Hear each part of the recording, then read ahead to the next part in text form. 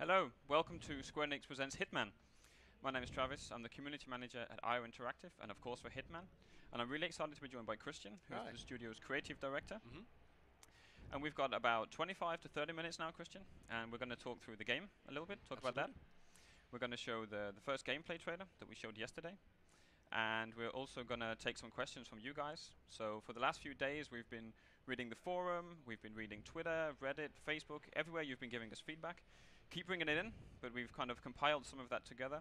And I'm going to put the questions to Christian, who's going to give you some answers to those. So the first thing that I want to do is to run that trailer.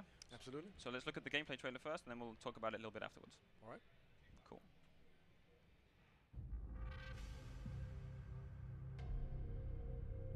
There is a world beyond yours.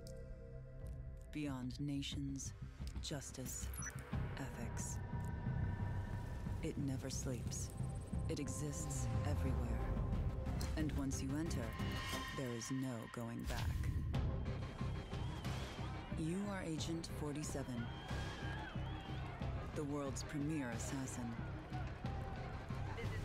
You can get to anyone, anywhere on the globe. No target is safe.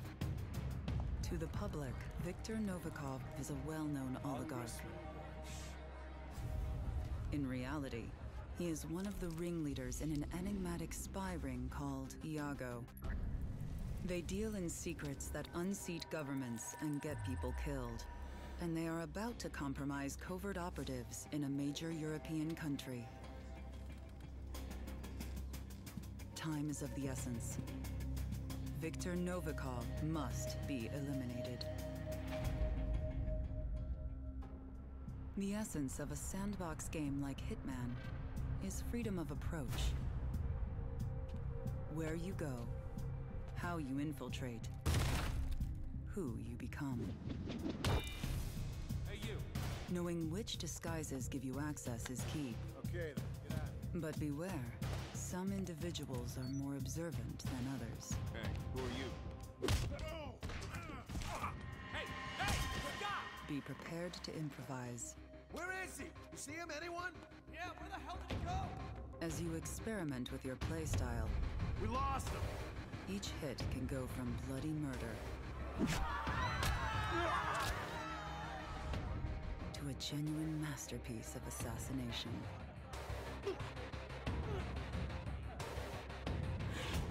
Complete mastery of a level is rewarded.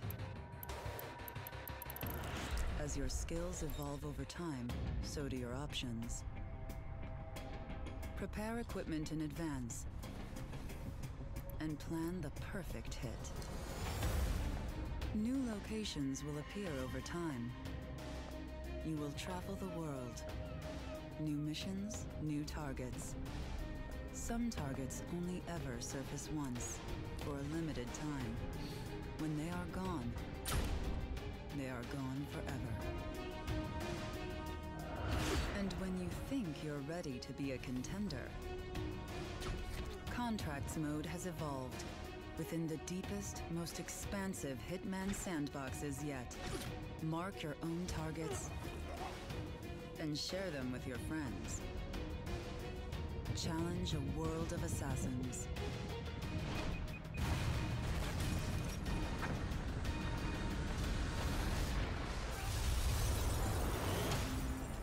Welcome to a world of assassination. It is ever expanding, ever dangerous. It will never stop challenging you.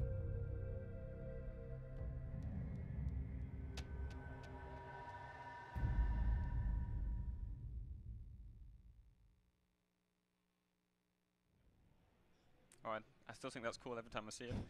So we're going to go through now, talk a little bit about that. There's so much in there. There's so many different cuts, so many different things that you see. That's the challenge, right?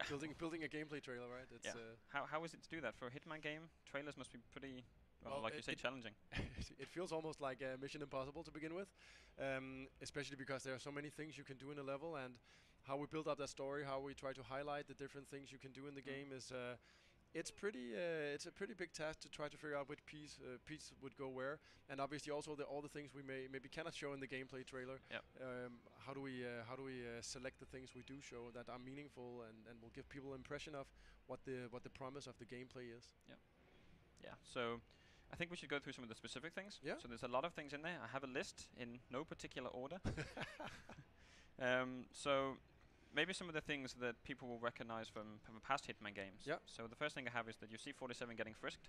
Oh yeah, absolutely. So a big part of building the sandboxes we're building right now, maybe to just frame that whole conversation about the previous games. So with Hitman, we're basically saying that we had a look at 15 years of creating Hitman games, and with the new generation of consoles, we had the opportunity to say, okay, so if we're going to do the best possible Hitman experience, the best possible Hitman game, what elements are we going to bring over into that game? Yeah. And that became a lot of conversations about what really works. And if you take a game like Hitman Blood Money, we felt that was a pretty, if you boil it down to its essence, there's some pretty cool stuff going on. It's a promise of a big sandbox, and then a very basic promise. You say there's a hitman and there are his targets in that level, one or more, right? Yeah. And that became a nucleus, right? That became something we felt that was really solid. And then we have other games like Silent Assassin, for instance, where the world feels a little bit more like it's a little bit more high profile. Some of the stuff is maybe a little bit more, I wouldn't say serious necessarily, but you get to travel the world, and there's a certain tone there we actually really liked. And then there's obviously Hitman Absolution, our latest game, where we felt we really created a living and breathing sandbox where NPCs talk all the time. You can listen to them. You can try to figure out what they're talking about. It actually matters. Sometimes it's humorous. Sometimes it's actually them reflecting on whether they saw you, what's going on. Yeah. And we felt we needed to take that even further with the new game. And obviously Absolution was a game where you could actually pick it up and just start playing. It feels like the controls and the game is solid. So if you think of that as the foundation of where we wanted to go, just to sort of talk about that whole what did we bring over, that was where we started. And then obviously then it becomes a question, right? Now we have a huge sandbox. And we have our targets, and obviously just to also get that out of the way, something you maybe don't say in a gameplay trailer, but it's one checkpoint. You have a save game system. There are not multiple checkpoints. The only way you store your progress is obviously just to save the game. Yeah. So that's basically where we are, and then it becomes a question of what mechanics do we then want to see come in there, and the conversations then are very much about what creates cool assassin moments. Yeah, stuff like what we saw in the trailer, right? Exactly, and getting frisked and how you actually transport weapon around in a level, to me feels like that must be part of a core of a Hitman experience. And some of the stuff we couldn't show in the trailer that I also think is interesting for people out there is so there are definitely frisk zones in the game, and obviously you can't bring remote explosives or weapons. They will arrest you on site. But what also happens is if you trigger, let's say there might be some gunfire at some point in time in the game. It's you never know. probably likely. But if they actually hear gunfire, or maybe they see you in a zone that's been where there's been trouble, they might actually also decide to frisk you right there and then. Okay. So it can happen also more organically, and if that happens, also again, it's not a good idea to be caught with your pistol inside the So it's not just about where you're trying to get past the frisk zone. It's about when stuff's happening dynamically in the level. Absolutely. Being aware of what you've got with you. And is there anything? So, for example, if something happens, chaos ensues, and you realize that that's going to happen, and you've got a pistol with you, what can you do with it? Well, obviously you can drop it. That would be a good first step. But if you drop it, then something else that is also pretty cool will happen, which is again when you think about I described that we were trying to take sort of the best parts out of the 15 years of Hitman. Yeah. But some of the new stuff we can do is maybe a little bit more deeper simulation. Obviously we've been touching this before in the games, but let's say I leave my pistol. I mean, if a guard spots a pistol somewhere in the world, he will actually take it. He'll brass check. Ooh, that's a live firearm. Yeah. And then you will go to the armory, which is also something we've been doing in some of the previous games. You might also want to stash it. We have a lot of different opportunities. It could be, for instance, just a menial waste basket in the environment. You put in your weapon there, and no one will find it, right? So that could also be an option for you in the game. Okay, so there's all sorts of things, and it was a really good overview as well of kind of where you've approached the game from. Before then, maybe we jump into the specifics, into the trailer, just in general about the game. Yeah. Should we kind of give an overview of the ambition for this game? Well, absolutely.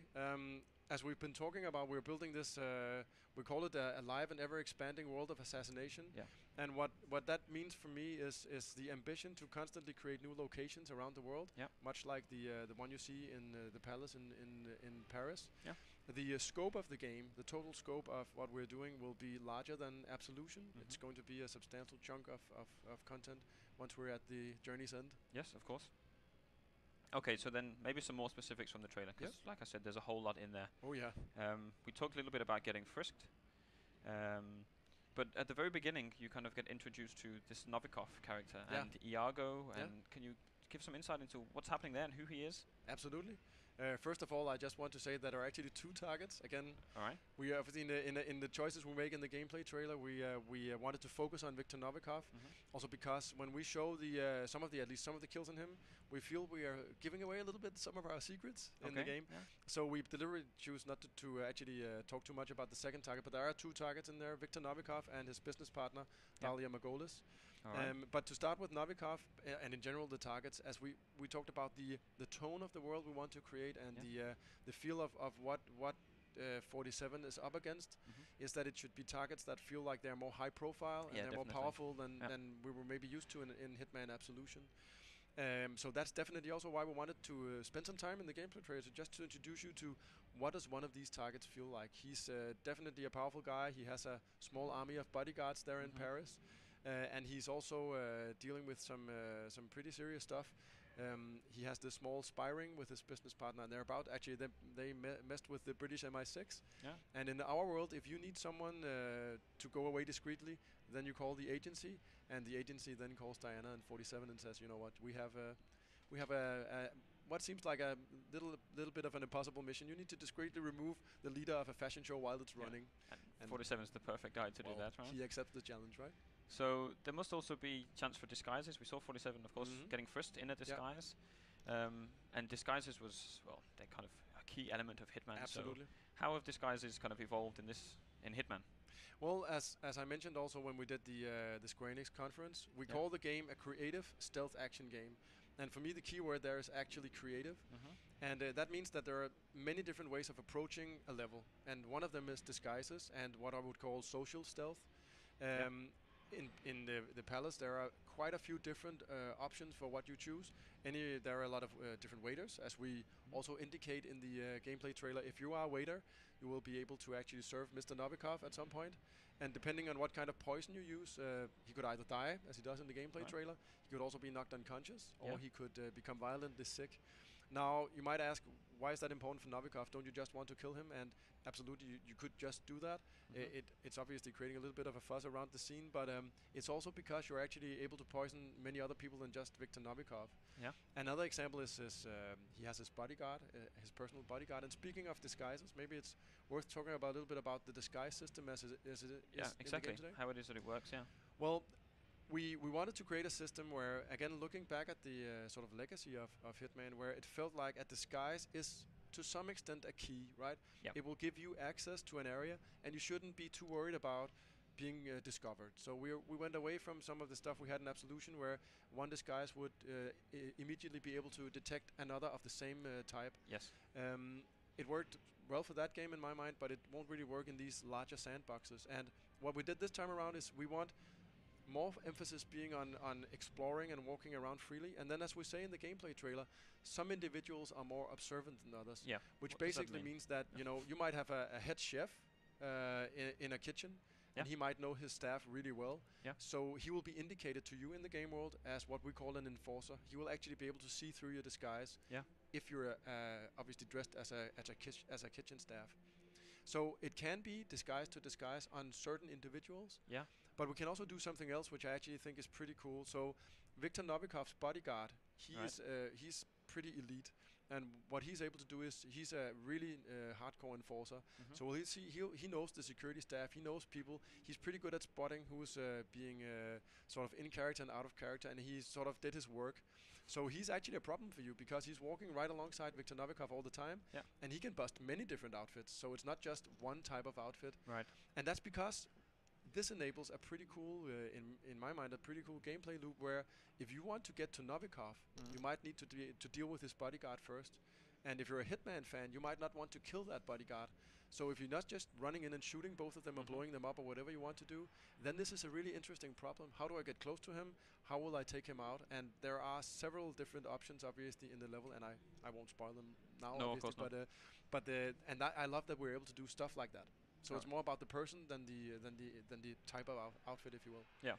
So just to clarify the enforcers. So if in the example of the bodyguard, he can kind of bust your disguise even if you're not another bodyguard. Absolutely. All right. So he's like this really powerful guy. He's an elite bodyguard who's obviously Novikov's personal bodyguard. Yeah. So you've got to really think about how to get around him. Mm-hmm. So other things in the level, the gameplay trailer that we saw.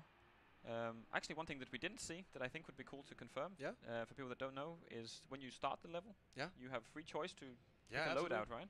So that's back. So one of the ambitions we have, and again, one of the things that are really hard to convey in a gameplay trailer like this is that if you look at Paris, it's a very huge level, and it's in its essence there are so many things. Actually, we have a pretty cool shot of the at least the rear end of the palace. The way we envisage it is it's a level where there are so many things you can tamper with. Whether it's from breaking open a door, as we showed, there are chandeliers, there are speakers that are hanging over the party in the garden. There are tons of things, and all of these different things might require different tools for you to tamper with them. And that became our ambition, actually. We are not looking so much to create new powers for Agent 47, for instance. It's like that you'll have new abilities. It became way more interesting to us to say there's going to be a pre-planning phase. There's going to be an element of bringing in a loadout. And based on what you bring, you're probably also looking at a certain playstyle or a certain strategy that you want to accomplish. And in that sense, you could bring different types of explosives, as I mentioned, also different types of poisons. But you could also just being upfront saying, I'm going to bring a crowbar because I want to breach open a door. Or it's not given at any point what is going to be the best tool. And I think that's, again, when we talk about being creative and what does it feel to be a hitman, at least in our interpretation, that's what it's all about. Sort of what you bring in, what you tamper with is such a big part of the game. Yeah, definitely. So loadouts, and I should also just mention that there are so many options that a big part of a loadout to me, for a loadout to be interesting, is obviously that there are less options, sort of less slots available in, let's say, in the loadout, then you have good options. So you won't probably be able to bring both explosives and poisons and guns and crowbars and lockpicks. You have to pick and choose and kind of define the approach you want to take for that playstyle, right? So we've got about 7 minutes left. I think we should move on to some questions. Time is flying. It's pretty crazy. But there was one thing in the trailer. There's some Easter eggs in there. There's hidden stuff. Maybe if you really go frame by frame, there's a lot of cool things in there. Absolutely. I think there is a little remark to Alan who needs to add some details, for instance. Is there anything else about the trailer before we move on to questions? Well, some of it will overlap, maybe. In all honesty, there are tons of things about the trailer. There are so many things in there. I mean, I hope people are tuning in. We're talking about the game now, which is nice. Keep asking questions. We haven't really touched the surface of all the things you can do in just the palace here in Paris. No. One thing I think before we move on is that you do see a glimpse of other locations when the camera's doing that really cool spinning shot. Yeah. Are we able to say where they are? But we are absolutely talking about some of them, if not in detail. So obviously we're talking about Paris. Yeah. We also mentioned in the conference that you'll be traveling to the sunny coast of Italy. Yeah. And if you look closely in the gameplay trailer, I think you can spot what we're talking about. At least a little glimpse of that. Yeah.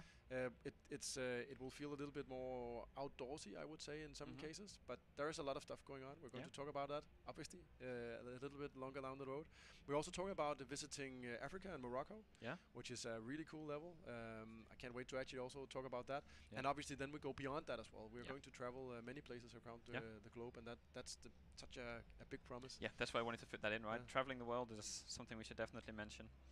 Maybe we should just take the opportunity as well to I think in the gameplay trailer, people have been, as far as I can interpret all the feedback, they've been asking a little bit about what are these targets that appear in the world? Yeah.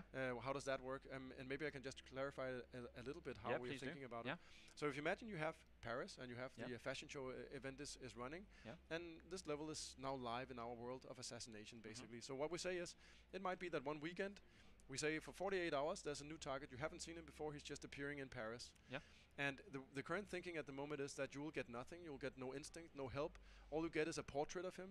Yeah. And then you have to head into the level and try to figure out where he is and where he's going, basically. So you have to actually find him. Absolutely.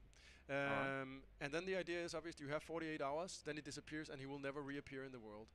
And on top of that, we're also saying if you scare him and he gets away, if he can escape, then then he's also gone forever. He's like pretty hardcore in that sense. Yeah.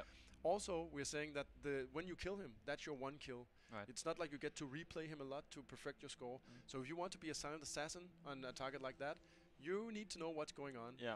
And the reason why we really like this, it provides two things that I really, really like. One of them is I know that our fans in our community, they will come together around this. Yep. I'm expecting, YouTube videos, Twitch feeds, strategy guides. He's here, try to do this. Oh no, I did that. He's gone. All these things will be going on. And if you're anything like me, maybe you're hanging back a little bit and seeing some of the pros go at it. Obviously, maybe racing to be the first to take out a target, which is pretty prestigious in my mind. But no matter what, even if I'm trying to follow a guide or see what someone is doing on a video, I think the cool part of it is, say I'm there with a sniper rifle, right? Yeah. And now I'm about to shoot, and I know I set it up perfectly. This is going to be silent assassin if I hit. But you have that moment, yeah, right? Exactly. That moment to me is that's a new take on a Hitman experience that we couldn't really do before, and it comes from this hardcoreness. If he just came back, then that moment is not really the same moment anymore. Right. So maybe that clarifies what we're talking about. Yeah, I think so. I think there's a lot to take in, and I'm sure everything we're saying is answering questions and probably making more questions at the same time. So please keep throwing those at us. We are reading everything. We can't respond to everything immediately, but we're tracking it all. We're keeping kind of collected it all. So please keep that coming in. And you've been doing that already, of course. So I picked out these questions from Hitman Forum. We've got a few minutes left if we run through those. Absolutely. Maybe some fairly short answers, as we're short on time. So I can't guarantee it. As short as you can with the information that you need. All right. So the first question was actually quite a big one.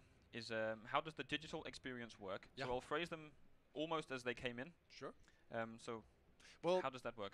That's a good question. I think what we just talked about, the targets appearing, that's one aspect of it. Yeah. The digital experience works in the sense that we'll have new locations. They will appear over time, and you're free to join that world as it evolves, basically. Right. And what we're also saying, just to recap some of the information we've been giving, is that you pay sort of the amount you pay for a typical premium game. It's $60. Yeah. And the content we have when we're done with this journey is a substantial game. Yep. It's going to be bigger than Absolution. Right. And at the end of that, there will be a disc. So it's actually quite free to people. Either you can sort of take part in locations that appear and the excitement. Oh, we're going to Italy, or seeing those first strategies about players discussing. I did this, you did that, which is to me key Hitman.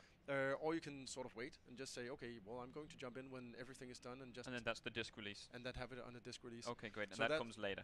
Absolutely. Just to it comes at the end when we've concluded the content. Yeah. Okay. Where does the game take place, timeline-wise? Is this before Absolution, after? What we're saying is it takes place sometime after Absolution. Yeah. We wanted to create this place in the world where 47 is back in his prime. Right. He's working with Diana again. Yeah. And he's working with an ICA that's pretty powerful because we really like what that enables us to do in terms of the telling the story, obviously the overarching story, but also the targets we want to confront are going to be more powerful, and there's going to be more at stake at times than maybe there were in at least in our last outing in Absolution. Yeah. So looking at some of the questions, we've covered some of them already. So the disguise system, how that works, which is cool. Gameplay mechanics from other games, we talked on that. So can 47 close doors this time? Yes or no? Yes, cool.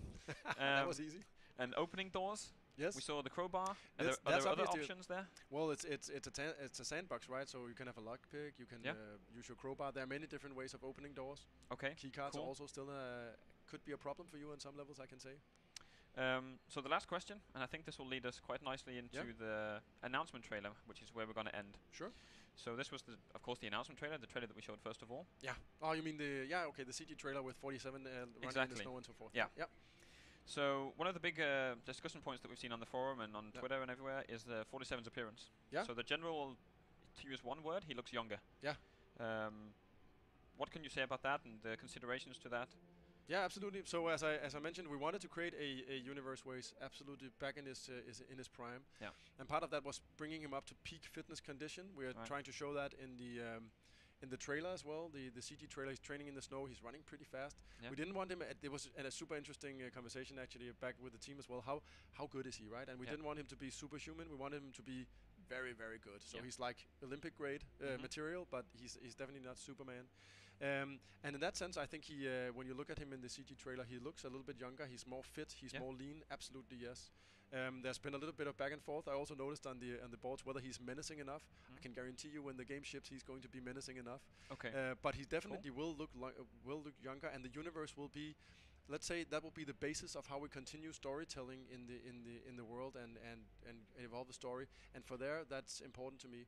I also think if you think about how it is with these lead characters in big universes, I mean, 47 is not going to be 89 years old and wrinkly and weird. So we said it's more important for us to focus on what we want him to feel like in this version of Hitman. Yep. And it's actually going to be a version that we hope we can continue to actually be in that universe for a while.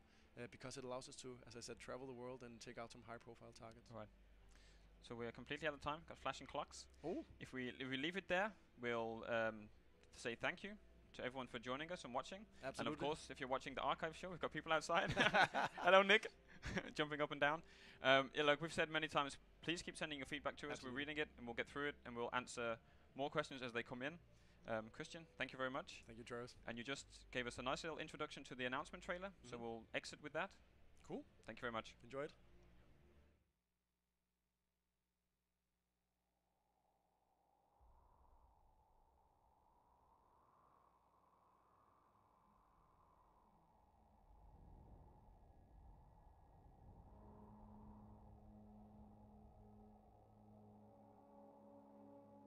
We're at 47. I've got the first raw files compiled and uploaded. Go over them and let me know what you need.